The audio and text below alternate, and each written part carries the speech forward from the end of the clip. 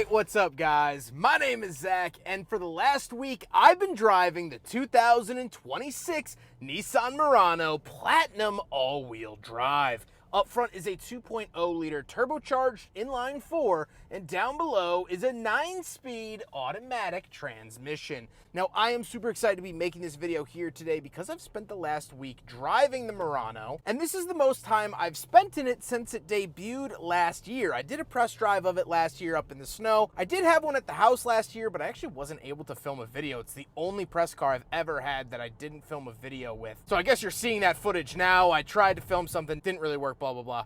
So now I get to fully show you after spending a week driving the 2026 Murano and tell you what I think. But if you'd like to submit your own vehicle and have it reviewed here on the channel, you can head on over to my website, zackpradel.com/submit. It's a quick and easy submission form. It takes under a minute to fill out, and I come out to you. And if you'd like to see all my videos weeks or sometimes months in advance, you can head on over to my Patreon for only $5 a month. But let's get back to that 2-liter variable compression turbo under the hood. Well, it's fine. It makes 241 horsepower, which is competitive with the vehicles in this segment, so I'd have to say I do like that. I just worry about this engine being overloaded over years and years and years. We'll see how the reliability turns out in the wash, but that is something to keep in mind. Now, like I said, paired to it is a 9-speed automatic transmission. This is a huge win because the outgoing Murano used a CVT that was not very reliable. So this does get a big step up in reliability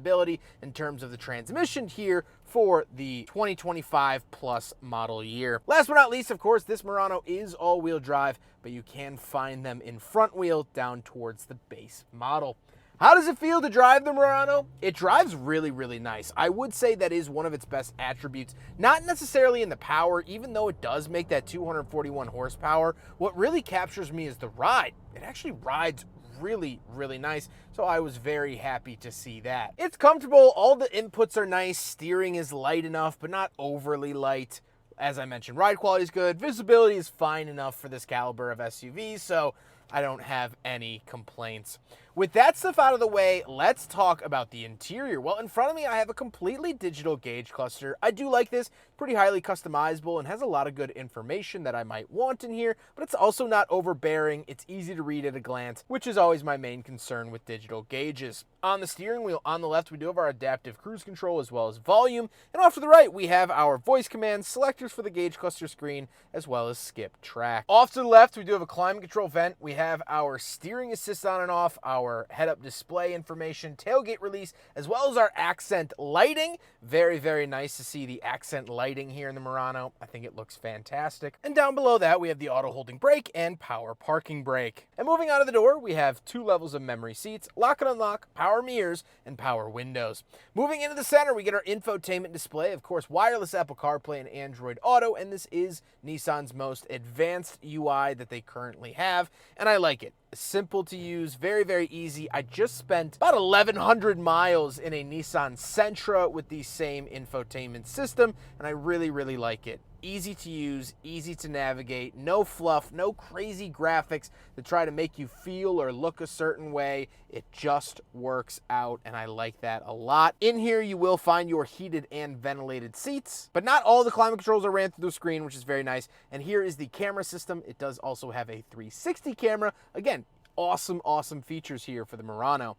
Down below that, we do get our volume knob. We do get a skip track button, very hidden. I didn't even know if I recognized this until just now. And then we have the hazard switch off to the left. We have a Murano badge, and we have our climate controls. So Nissan has been very clever about these climate controls. Not only are they physical, well, they're haptic buttons, but they're always there, which is nice. I don't have to dig through a screen to find them. But they were able to make the haptic buttons on this piece of wood. So it is not piano black, so it doesn't get smudged up immediately, which is very, very nice. I think it looks very presentable, and overall, this is a great piece of design. Moving down below that, we have 2 USB-Cs as well as a wireless charger. We have the shifter, which is just push button. We have our drive mode select for sport, standard, and eco. Auto start stop on and off, and our camera button, a little cubby, and cup holders. So we will do a big friggin' bottle test here in the Murano, but as we tested last year, it unfortunately fails the big friggin' bottle test.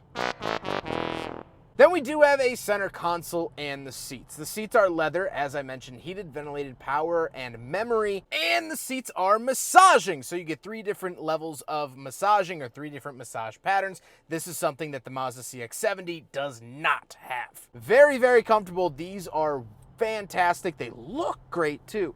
I love the dual color as well as the sort of diamond stitch on it. All together, I think these are wonderful, wonderful seats. I've spent many miles in them over 3 different press experiences, so I like them over many different types. However, speaking of seats, this is a big 2-row, so let's go do a back seat review. All right, getting in the back of the Murano Platinum. And right off the bat down below here, we have 2 climate control vents. We do have heated seats, which is very, very nice to see. We also have 2 USB-Cs. A lot of C's going on down there. We do also have the 2-tone seats back here. Absolutely love this touch. You get the 2-tone on the door as well. And we do get a center console with 2 cup holders found in there. Knee room is very good, and headroom is great too. I get to enjoy the moonroof up above me. But the Murano is supposed to be the bigger 2-row SUV. So they also make the Nissan Rogue around the world that's sold as the X-Trail. But here in the States, we call it the Rogue, and that's a little bit smaller of a 2-row. That's going to be more competitive with like Toyota RAV4, Honda CR-V, Mazda CX-5, vehicles like that. This is the slightly longer, slightly bigger, slightly more luxurious chassis. And so that's why I'll be comparing it to the CX-70, which is a bigger Mazda product. But that means the back seats are absolutely great. 5'11", not a small guy. I fit back here without any worry at all. Speaking of space in the back, though, let's hop into the back and take a quick look at the trunk. Right around the back of the Murano, and we do have a trunk button up on top of the Nissan badge. So very, very nice placement there, easy to find. And once we are back here, nothing really crazy to write home about. We do have levers over here to lower the second row. So I can come around here. Sometimes they need a little extra push. We all have days like that. Pull this down, and then there you go. It does fold flat. But coming back out around, we do have some storage cubbies on either side. We do get storage underneath and a 12-volt outlet found over here. So all of the good fixings here in the Murano found around the back with the cargo space. This is absolutely lovely. This is another huge reason, and I mean that literally, why you would buy the Murano over the Nissan Rogue. So we'll come back up here, power tailgate right back down, nice and easy from Nissan. Now we gotta talk about the looks, and I, first of all, love this color. Absolutely fantastic color, nothing better. And the overall look of the Murano is decent. I don't overly love it. I also don't think it's hideous. I think it's a very handsome, modern feeling car. You know, the outgoing Murano was showing its age quite a bit. So this was a very hefty facelift, and I'm very happy with that. I just can't say I would have this as a poster or jot this down in a notebook to try to preserve its image. It's fine. But with that being said, let's get on to my final thoughts. What do I think driving the Nissan Murano for the last week? Well, I really enjoy this car. First of all, it is very comfortable. It's very good to drive, has good tech. It checks really all of the boxes. I've been happy with it. My fiance has been happy with it. We've enjoyed this car. It's been a good experience. The question just comes down to the price. At $57,000, that puts this car in a very awkward position. Because for $57,000, I do think the Mazda CX-70 is better. It has the same fit and finish, has nice amenities, drives nice, looks great, but you can get that with a 6-cylinder, a turbo 6. I much prefer that over this, and for the same price, I would lean Mazda. Now, I am a big Mazda fan, so I'm sure that's a little bit of bias coming from me as well, but you can't deny 340 horsepower over 240. That's my line of reasoning. But then you start to look at all the attributes in here, the luxury, the great features, and you look at the Lexus RX. Those you can't touch below midway through the 60s. Some I've reviewed have been like 65, 66, 67. I even drove the RX 500 that was $73,000.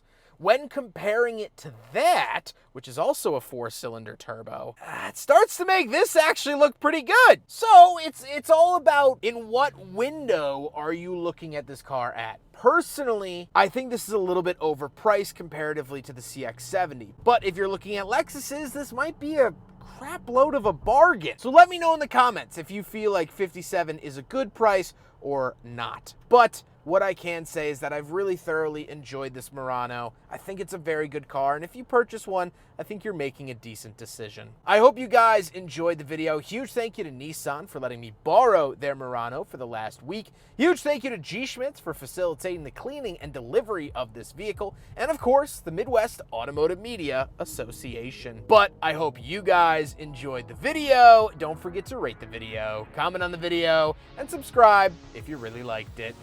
Take care, guys.